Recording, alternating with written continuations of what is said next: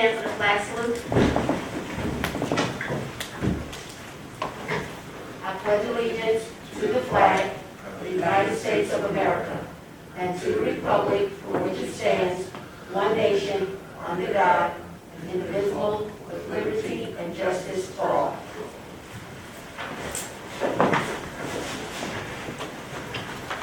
Pursuant to the Open Public Meetings Act, adequate notice of this meeting has been provided as follows: by having the time, date, and place of the meeting posted on the bulletin board in the Administration Building, March 4th, 2021.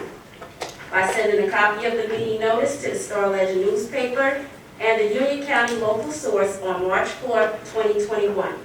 And by filing a copy with the Township of Hillside and Hillside Public Library on March 4th, 2021.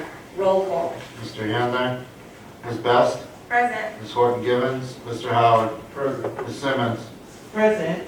Mr. Shapiro, Ms. Tucker, Present. Ms. Wall, Present. Ms. Cook. Present.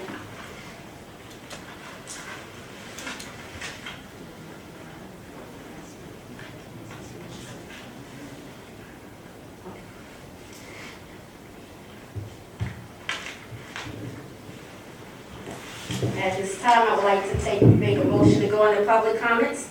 Motion. All in favor? Aye. Residents are requested to state their names, addresses, and subject matter. In the event it appears the public comment portion of the meeting may exceed 15 minutes, the presiding officer may limit each statement made by participant to 3-minute durations. Issues raised by members of the public may or may not be responded to by the board. All comments will be considered and a response will be forthcoming if and when appropriate.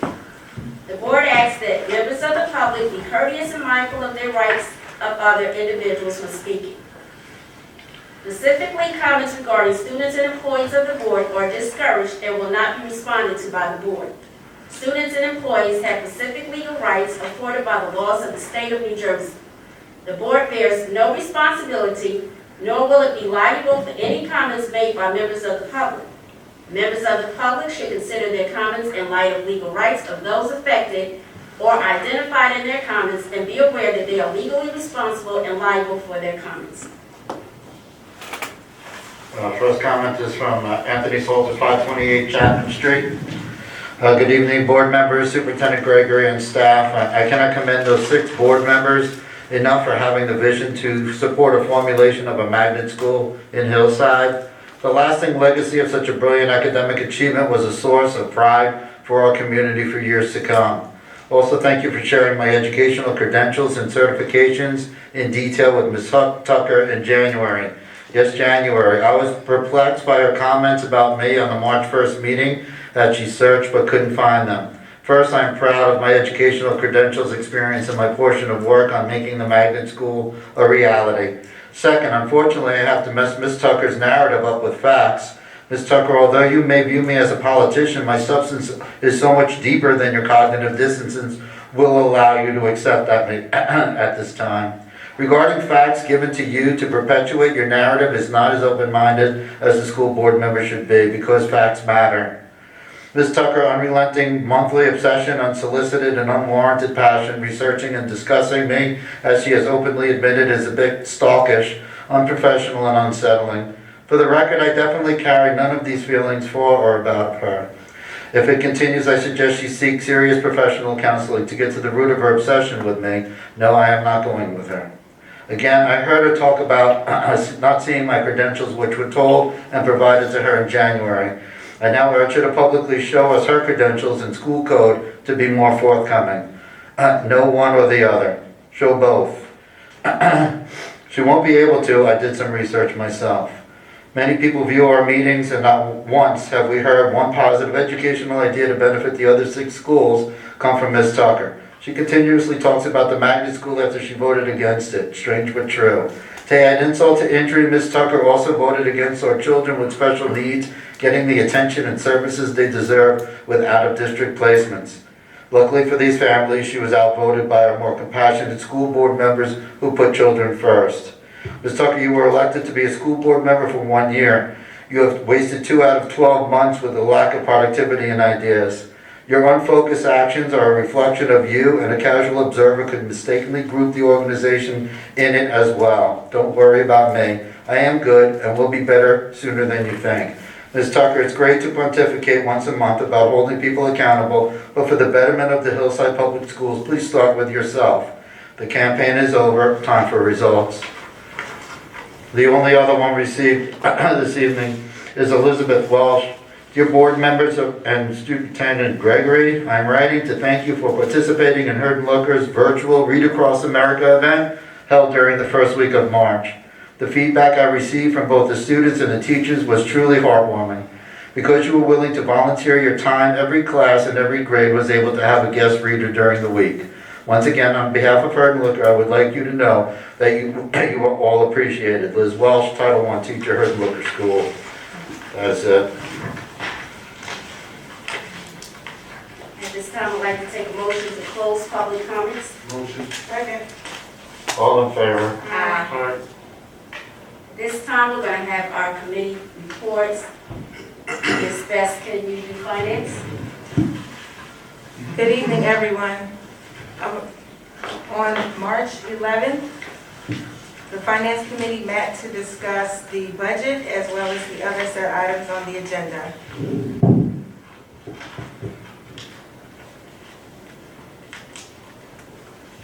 And Ms. Best, can you also take buildings and grounds?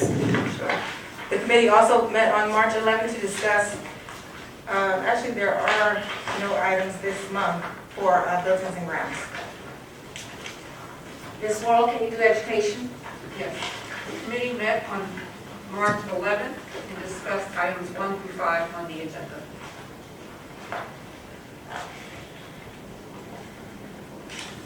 And Mr. Howard, can you move on items under labor? Yes, Madam President, the committee met on March 11th to discuss items on the agenda regarding to labor items 1 through 15. Thank you. At this time, we're going to have our superintendent's report. Good evening, Madam President, Vice President, esteemed board members, and members of this amazing community. I want to begin by acknowledging and thanking all board members, civic leaders, parents, community members, and district employees for reading to our students during Read Across America Week, which occurred the first week in March. We all play a vital role in the success of our students and should always remember, as Lauren Powell put it, we write to be understood, speak to be heard, and read to grow. We are beginning to see the benefits of bold decisions the board and district made last spring to mitigate potential learning loss, accelerate unfinished learning, and ensure what has become known as the COVID slide does not impact student achievement and our students' hopes and aspirations for the future.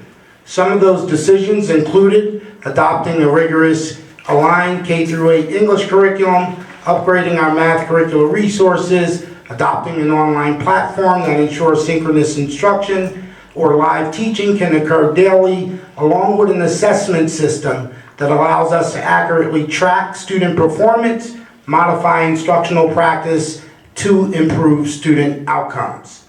I want to commend our business administrator, Dr. Eichenholz, board leadership, and the finance committee for ensuring taxpayers aren't bearing the burden for district-wide improvements.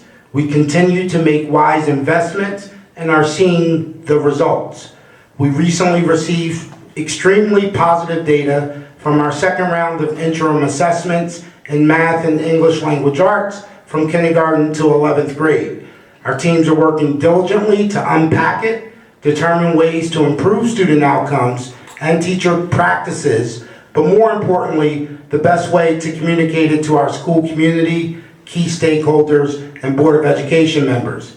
While it is only one source of data, it shows we have effectively mitigated learning loss and our students overall are growing. In the coming weeks, we'll be sure to share this data with board members, parents, and community members. I want to continue to thank all of our families for partnering with us, and I'd also like to commend and acknowledge our teachers and administrators for their commitment towards improvement. Last month, I announced the delay of state testing and the fact that New Jersey was applying for a federal waiver for assessments this spring. A decision has yet to be made. Yesterday, the NJDOE released a memo requiring all districts prepare for assessments to be delivered this spring. Those assessments can be delivered virtually. That window is from May 3rd to June 11th. Again, we are anticipating state testing will not occur this spring, but we want to ensure we're prepared if the waiver is denied. As a result, we'll be releasing our assessment calendar during the month of April. This past Wednesday, we implemented our modified virtual bell schedule designed to support students for 85 minutes. Our teachers are available for office hours every Wednesday, and students are encouraged to use this additional time to complete daily or missing assignments and seek support from teachers if warranted. Spring break is forthcoming from April 2nd to April 9th. Remote instruction will resume on Monday, April 12th. During spring break, my office will be relocating to Walter O. Crumbeagle School, and the Office of Special Services will be relocating to the high school. We are preparing for the grand opening of Hillside Innovation Academy, our district's magnet middle school, opening its doors in September. I want to congratulate all of our students and their families who received their acceptance letters this week. We're also really excited to continue to work towards improving all schools in Hillside, including leading the transformation of Walter O. Crumbeagle School. Tonight, following our meeting, the Board of Education will be honoring 6 phenomenal women in our district who were champions for all students and families in Hillside. I want to thank the board for honoring our employees, and I really want to congratulate those 6 incredible women being recognized this evening. The program will begin at 7 p.m. The link to the program is on our website. This forthcoming Monday, March 22nd, is our 3rd Parent Empowerment University session. That will start at 6 p.m. and at 7 p.m. we'll host our 2nd Latino Parent Empowerment session. I encourage all families to take advantage of these phenomenal opportunities, and would also like to thank the PTAs at Hurd & Looker, Deanna Taylor, and Ola Edwards for providing me feedback and engaging in productive conversations about our return, virtual instruction, and individual school needs. We will continue to plan, closely monitor health trends to ensure when our students and staff return, they are safe, free from fear, and free to learn. We'll update the community accordingly. That concludes my report for this evening. I hope everyone enjoys spring recess and remains safe and healthy. Thank you. Thank you, Superintendent Gregory. At this time, I would like to make a motion to go into executive session. Motion. Second. All in favor? Aye. Be it resolved pursuant to the Open Public Meetings Act that the Board of Education meet in closed executive session at this time to discuss matters relating to labor negotiations. The board will reconvene in public session at the conclusion of the closed session. The matters discussed in closed session will be disclosed to the public as soon as the need for confidentiality no longer exists. Motion to go back into public session. Motion. All in favor? Aye. At this time, Ms. Best, can you move items under finance? I would like to move items 1 through 8 under finance. Second. Before, if you don't mind, Dr. E. Sure. I just wanted to provide a brief high-level summary of the board's accomplishments in reference to the budget, the 21-22 budget highlights. For funding, the state aid increase of $2.8 million, a $0 tax increase for the 3rd straight year from the school board, surplus fully funded at 2% of general fund budget, or equivalent to $1.9 million. Our programs and personnel, there were no cuts to educational programs or personnel. Our health benefits budgeted for 8.6% increase. Facilities and technology, our capital reserve funding provided for construction projects in the order of $2.3 million, which consists of the roof renovation and replacement at Saybrook in the high school, toilet repair renovation at Saybrook WOK and Hurd & Looker, window replacement at Hurd & Looker, and the staircase chairlift at Saybrook. Our building maintenance projects funded with $1.6 million budgeted, and technology budgeted for $700,000 to address all network upgrades, classroom, and student equipment needs. I think that's something that we all should be proud of for the district. That concludes my level of copy. Question on the corrective action plan. The corrective action plan number 2, the E-certification for New Jersey, to be timed. How late were we in submitting the E-certification, and what is the E-certification? It's 30 days. It's one of the payroll reports. It took place during the pandemic, so there were some things when we were shut down that we just were not able to take care of. And it was understood at the state level where we submitted. Okay. And then there was another action plan that had to do with the food distribution or the food vendors. So every year, and that's a repeating finding that all of our auditors have found, and they find it in many districts. Up until the pandemic, when we started handing out the food for free for machios, we wound up with more money in our bank than we were able to spend out. The Department of Agriculture was providing us with enough money that we had excess money. That's frowned upon. It doesn't look like we're spending it as we should. But this happened again this year because of all the months that we were closed down. That money is only allowed to be used for kitchen supplies, kitchen equipment, and a change in the type and style of the food. We sat down with Machos, as I mentioned last month, and made sure that any funding that's remaining for this year, which will be nominal compared to previous years, will be used to increase the quality of the food. And then one other question had to do with the renovations, the budget capital expenditures. I see that we're doing the chairlift, which is great for Saybrook, but are we looking to do any kind of ADA compliances at a couple of the other schools that were schools before Saybrook, and they need WOK needs a chairlift, and they have three floors. If you include the gym, then you got to go down 3 flights of stairs to get to the gym, and there's no. I'm just trying to see if we're going to be looking at the other schools, because I see that Saybrook's getting one right off the bat, and the other ones have been around a little longer. They needed upgrading. That's all. Those will definitely be on the docket for future years because of the change from office space to classroom space. That one reached the top of the pile, but the other ones are grandfathered until the need arises, and knowing the need arises before it actually does, those will be addressed well ahead of time. Okay. Mr. Yanda? Yes. Ms. Best? Yes? Mr. Howard? Yes. Ms. Simmons? Yes. Ms. Tucker? Yes. Ms. Worrell? Yes. Ms. Cook? Yes. Appreciate that. Ms. Morrow, can you move items under education? Yes. I'd like to move items 1 through 5 under education. Is there a second? Second? Mr. Yanda? Yes. Ms. Best? Yes. Mr. Howard? Yes. Ms. Simmons? Yes. Ms. Tucker? Yes. Ms. Worrell? Yes. Ms. Cook? Yes. And Mr. Howard, can you move items under labor? I'd like to move items 1 through 15 on labor.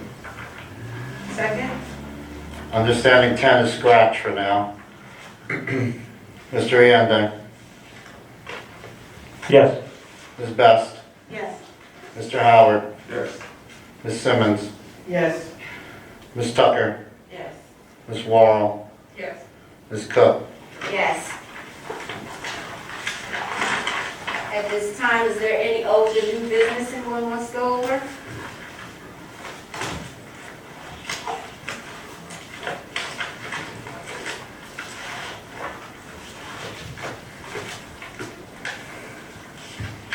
Ms. Simmons, can you close out with board comments?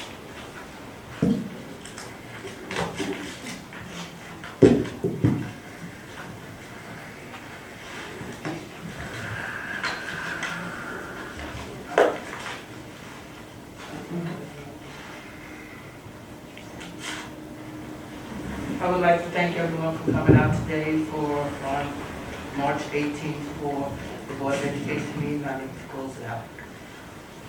Motion to close? Motion? Second. All in favor? Aye. Aye.